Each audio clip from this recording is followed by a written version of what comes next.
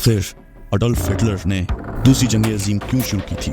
آخر اڈولف ہٹلر اتنا ظالم انسان کیوں بن گیا تھا؟ ان تمام سوالوں کا جواب اس ویڈیو میں آپ کو ملے گا، تو اس لیے یہ ویڈیو آپ اینڈ تک ضرور دیکھیے۔ تو آئیں سنتے ہیں ہٹلر کی داستان۔ میں اعتراف کرتا ہوں کہ میں نے شدید نفرت کے احساس کے ساتھ اڈولف ہٹلر کو اس فہرست میں شامل کیا ہے۔ اس کے اثرات انتہائی مضرت رسا تھے۔ مجھے ایسے شخص کو عزت دینے کی چندہ کوئی خواہش نہیں ہے جس کی اصل شناخت قریب 35 ملین افراد کی موت کا واقعہ ہے۔ تاہم اس حقیقت سے بھی مفکر ممکن نہیں ہے کہ ہٹلر نے لوگوں کی ایک بڑی تعداد کی زندگیوں پر گہرے اثرات مرتب کیے۔ اڈولف ہٹلر آسٹریا کے شہر برنا میں 1879 میں پیدا ہوا۔ نوجوانی میں اس نے عملی زندگی کا آغاز ایک ناکامیاب مصور کی حیثیت سے کیا۔ بعد ازاں وہ ایک پرجوش جرمن قومیت پسند بن گیا۔ جنگ عظیم اول میں وہ جرمن فوج میں بھرتی ہوا، زخمی ہوا اور اسے شجاعت کے مظاہرے پر میڈل ملا۔ جرمنی کی شکست نے اسے صدمہ پہنچایا اور برہم کیا۔ 1919 عیسوی میں جب وہ 30 برس کا تھا، وہ میونخ میں ایک مختصر دائیں بازو کی جماعت میں شامل ہوا جس نے اپنا نام بدل کر national socialist German workers party مختصراً نازی جماعت رکھ دیا۔ اگلے 2 برسوں میں وہ اس کا غیر متنازع قائد بن گیا۔ ہٹلر کی زیر قیادت نازی جماعت جلد ہی طاقتور ہو گئی۔ نومبر 1923 میں اس نے ایک انقلابی حملہ کیا جسے میونخ بیر پال پش کا نام دیا، جس کی ناکامی کے بعد ہٹلر کو گرفتار کر لیا گیا۔ اس پر غداری کا مقدمہ چلا اور اسے سزا ہوئی، تاہم 1 سال سے بھی کم جیل کاٹنے کے بعد اسے رہا کر دیا گیا۔ 1928 عیسوی میں بھی نازی جماعت کا ہجوم مختصر ہی تھا، تاہم عظیم کساد بازاری کے دور میں جرمن سیاسی جماعتوں کے خلاف عوام میں بیزاری کا احساس پیدا ہوا۔ اس صورتحال میں نازی جماعت نے اپنی بنیادیں مضبوط بنائی۔ جنوری 1933 عیسوی میں 44 برس کی عمر میں ہٹلر جرمنی کا چانسلر بن گیا۔ چانسلر بننے پر اس نے تمام مخالف جماعتوں کو حکومتی ڈھانچے کے حق میں استعمال کر کے زائل کر دیا اور آمر بن بیٹھا، لیکن اس کا یہ مطلب نہیں کہ یہ سب کچھ عوامی آزادی اور دیوانی قوانین کی بدترین شکست اور رخیت کے بعد ہوا۔ بس سب کچھ شتابی کے ساتھ کیا گیا۔ نازیوں نے مقدمات کا تکلف بھی ضرور نہیں سمجھا۔ بیشتر سیاسی حریفوں کو زد و کوب کیا گیا، بعض کو مار دیا گیا۔ تاہم جنگ سے پہلے چند سالوں میں اس کے باوجود ہٹلر کو جرمنی کی بڑی اکثریت کی حمایت حاصل رہی، کیونکہ اس نے بے روزگاری کا خاتمہ اور معاشی خوشحالی کو استوار کیا۔ پھر وہ فتوحات کی دوڑ میں شامل ہو گیا جو جنگ عظیم دوم کا سبب بنی۔ ابتدائی فتوحات اسے جنگ وغیرہ کے چکر میں پڑے بغیر حاصل ہوئی۔ انگلستان اور فرانس اپنی معاشی بدحالی کے باعث مایوسانہ حد تک امن کے خواہاں تھے کہ انہوں نے ہٹلر کے کسی کام میں مداخلت نہیں کی۔ ہٹلر نے ورسلز کا معاہدہ منسوخ کیا اور جرمن فوج کو اثر نو منظم کیا۔ اس کے دستوں نے مارچ 1936 میں رہائن لینڈ میں قبضہ کیا۔ مارچ 1938 میں آسٹریا کو جبری طور پر خود سے ملحق کر لیا۔ اس نے سوئٹزرلینڈ کو بھی ستمبر 1938 میں اس نے الحاق پر رضامند کر لیا۔ ایک چیکوسلاویا کا ایک علاقہ بند علاقہ تھا۔ ایک بین الاقوامی معاہدے میونخ پیکٹ سے برطانیہ اور فرانس کو امید تھی کہ وہ دنیا میں امن قائم کرے گا، لیکن چیکوسلاویا بے یار و مددگار تھا۔ ہٹلر نے اگلے چند ماہ میں اس کا باقی ماندہ حصہ بھی غصب کر لیا۔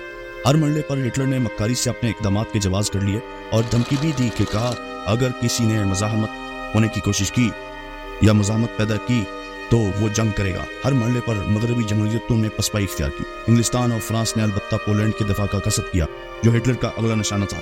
ہٹلر نے اپنے دفاع کے لیے اگست 1939 میں اسٹالن کے ساتھ عدم جارحیت کے معاہدے پر دستخط کیے۔ دراصل یہ ایک جارحانہ اتحاد تھا جس میں 2 آمر اس پر متفق ہوئے تھے کہ وہ پولینڈ کی کس شرح سے آپس میں تقسیم کریں گے۔ 9 دن بعد جرمنی نے پولینڈ پر حملہ کیا۔ اس کے 16 روز بعد روس بھی حملے میں شامل ہو گیا۔ اگرچہ انگلستان اور فرانس بھی اس جنگ میں کود پڑے، لیکن پولینڈ کو شکست فاش ہوئی۔ 1940 میں ہٹلر کے لیے بہت عام برس تھا۔ اپریل میں اس کی فوجیوں نے ڈنمارک اور ناروے کو رون ڈالا۔ مئی میں انہوں نے ہالینڈ، بیلجیم اور لیمرسبرگ کو تخت و تاراج کیا۔ جون میں فرانس نے شکست کھائی، لیکن اسی برس برطانیہ نے جرمن ہوائی حملوں کا دہلیز سے مقابلہ کیا۔ برطانیہ کی مشہور جنگ شروع ہوئی۔ ہٹلر کبھی انگلستان پر قابض ہونے میں کامیاب نہ ہو سکا۔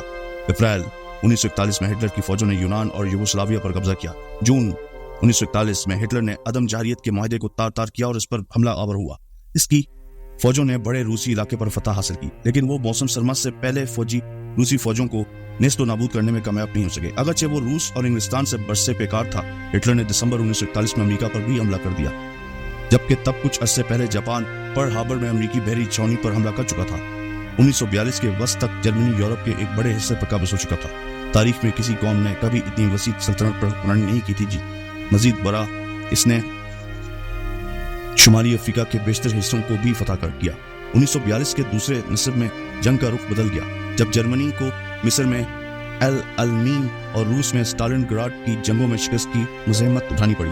ان نقصانات کے بعد جرمنی کی عسکری برتری کا زوال شروع ہوا۔ جرمنی کی حتمی شکست کو اب ناگزیر معلوم ہو رہی تھی، لیکن ہٹلر نے دستبردار سے انکار کر دیا۔ ہولناک نقصانات کے باوجود اسٹالن گراڈ کی شکست کے بعد قریب 2 برس سے یہ جنگ جاری رہی۔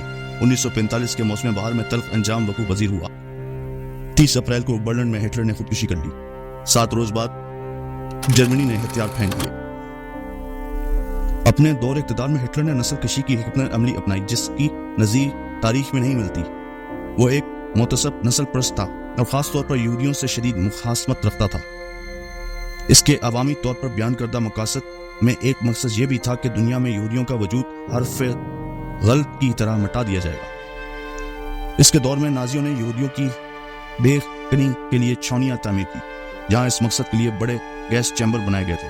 اس کے زیر تسلط ہر علاقے میں معصوم مرد خواتین بچے باندھ کر چھکڑیوں پر لادے اور وہاں لے جاتے تاکہ انہیں قتل کر دیا جائے۔ چند برسوں کی مدت میں اس دور قریب 60 لاکھ یہودی مارے گئے۔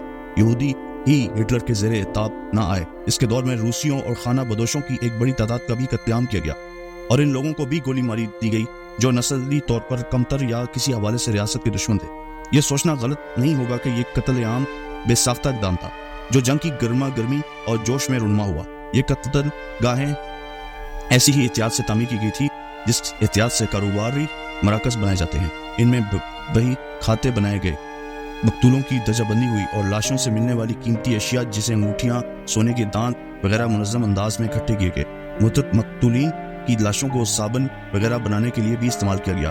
اپنے اس منصوبے کے متعلق ہٹلر نے اس قدر پرجوش تھا کہ جنگ کے آخری برسوں میں جب ملک میں بھر میں وسائل کی قلت پیدا ہو گئی تو اس کے باوجود بیل گاڑیوں قیدیوں کو لادے اور ان قتل گاہوں کی طرف مسلسل سفر کرتی رہی۔ ایک ایسے منصوبے پر جو فوجی اعتبار سے چندہ بےسود تھا تب بھی کام نہیں رکا۔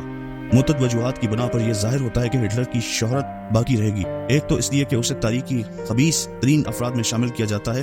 اگر نیرو اور گالی کولا جیسے لوگ بربریت کے نشان کے طور پر 20 صدیوں کے بعد بھی تاریخ کے حافظے میں موجود ہیں جن کی یہ حرکات ہٹلر کے مقابلے میں نہایت کم ترین تھی، تو اعتماد کے ساتھ یہ پیشگوئی کی جا سکتی ہے ہٹلر جیسا شخص جسے مبالغہ تاریخ کا انتہائی شیطان صف آدمی مانا گیا ہے آئندہ متعدد صدیوں تک انسانی یادداشت سے محو نہیں ہوگا۔ مزید یہ کہ ہٹلر جنگ عظیم دوم کے اصل محرک کی حیثیت سے بھی زندہ رہے گا جو تاریخ کی سب سے بڑی جنگ مانی جاتی ہے۔ نیوکلیائی ہتھیاروں کی ایجاد سے یہ بات سامنے آتی ہے کہ مستقبل میں اس سے کہیں زیادہ ہولناک جنگیں لڑی جائیں گی، لیکن 100، 2 یا 3000 برس بعد بھی جنگ عظیم دوم کو تاریخ کے لیے ایک اہم واقعہ کے طور پر یاد رکھا جائے گا۔ ہٹلر اپنی دلچسپ اور بے سروپا داستان حیات کے سبب بھی یاد رکھا جائے گا کہ بدیسی ہٹلر جرمنی میں نہیں بلکہ آسٹریا میں پیدا ہوا تھا۔ کسی سیاسی تجربہ یا دولت یا سیاسی روابط کے بغیر 14 سال سے بھی کم عرصے میں دنیا کے ایک بڑے طاقتور ملک کا سربراہ بن گیا۔ ایک خطیب کی حیثیت سے اس کی اہلیت غیر معمولی تھی۔ اس اعتبار سے اس میں لوگوں کو اپنی منشا کے مطابق بدل دینے کی بے پناہ طاقت موجود تھی۔ یہ کہنا بجا نہیں ہوگا کہ ہٹلر تاریخ کا ایک مؤثر ترین خطیب تھا۔ آخری بات یہ ہے کہ اس حقیقت کو بھی فراموش نہیں کیا جائے گا کہ کس طور اس نے بے پناہ طاقت حاصل کر کے اسے اپنے مذموم و شیطانی مقاصد کے لیے استعمال کیا۔ یہ بات درست ہے کہ کسی دوسرے تاریخی شخصیت نے ایڈولف ہٹلر سے بڑھ کر اپنی نسل پر اس قدر گہرے اثرات ثبت نہیں کیے۔ ان لاکھوں افراد کے علاوہ جو جنگ میں قید رہے یا جنہیں نازیوں کی قتل گاہوں میں موت کے گھاٹ اتار دیا گیا، ان لوگوں کی تعداد میں لاکھوں میں ہیں، اور جو اس جنگ و جدول کے باعث بے گھر ہوئے اور جن کی زندگیاں تباہ ہوئی۔ ہٹلر کی اثر انگیزی کا تعین کرتے ہوئے وہ عوامل کو ضرور مد نظر رکھنا چاہیے۔ اول یہ کہ اس کی زیر قیادت جو واقعہ رونما ہوئے اس کے بعد کم از کم حالات اس قدر سنگین اور ہولناک ہوتے چلے گئے۔ اس حوالے سے یہ چارلس ڈراؤن یا سیموسن بیولیور جیسی شخصیات سے چندہ برعکس ہے۔ یہ درست ہے کہ جرمنی اور یورپ میں موجود صورتحال نے ہٹلر کو کھلنے کا موقع دیا۔ اس کے سامعین نسل اقوام کی خلاف رویہ اور فوجی بیانات نے اپنے سامعین میں خاص طور پر ایک واضح رد عمل پیدا کیا۔